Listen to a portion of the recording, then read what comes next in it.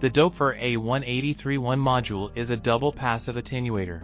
It is passive because it does not need a power source. No active components are built in. The whole module consists of only 4 sockets and 2 50K linear potentiometers. Attenuator modules are almost indispensable in modular systems, both for controlling CV signals and audio signals.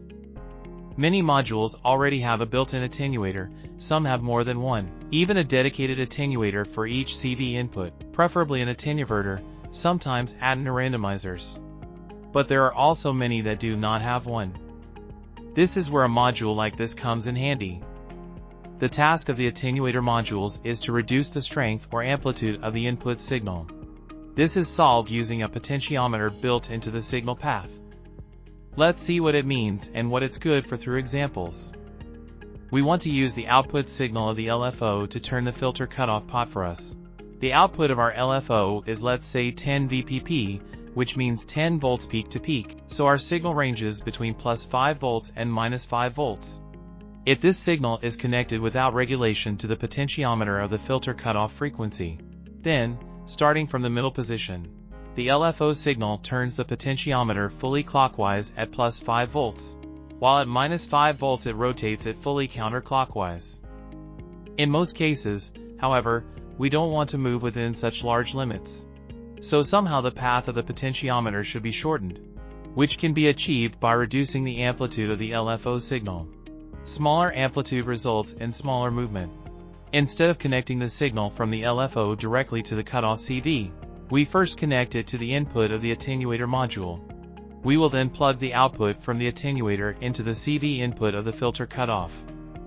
Let's take a look at the process with more DAX data. The signal from the LFO is connected to input 1 of data.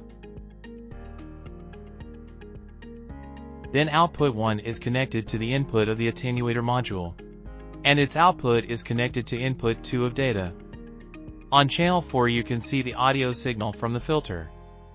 Thus, we can easily compare the original signal with the signal controlled by the attenuator. Currently, the attenuator pot is fully counterclockwise, in the 0 position. So, the potentiometer is closed, nothing gets through it. We don't even see the signal on data channel 2. Now let's see what happens when we start turning the attenuator potentiometer. As we start turning the pot clockwise, the regulated signal appears nicely on data. When the pot has been turned fully clockwise to 10 on the scale on this module, the pot will be fully open, and the original signal will be transmitted. As we start turning the potentiometer on the attenuator counterclockwise, the amplitude of the signal starts to decrease again, all the way to 0. Now let's listen to how a filter cutoff reacts to these adjustments.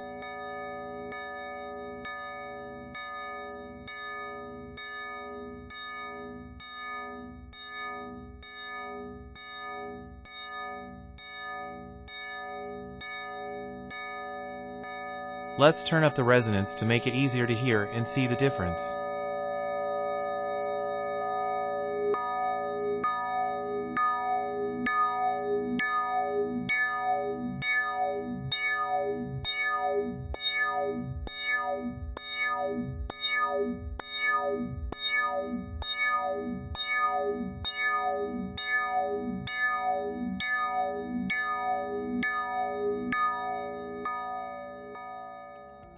As we can see, attenuators can only reduce the strength of the signal, not amplify it. For further modifications, we need another module. For example, an offset attenuator or an amplifier module. In the next 2 episodes we will discuss these. I hope my video has helped you learn new things. If you have any questions or suggestions, please post them below in the comments section. If you would like to see more tutorial videos, please help my channel grow by liking and subscribing. Thanks for watching, see you next time.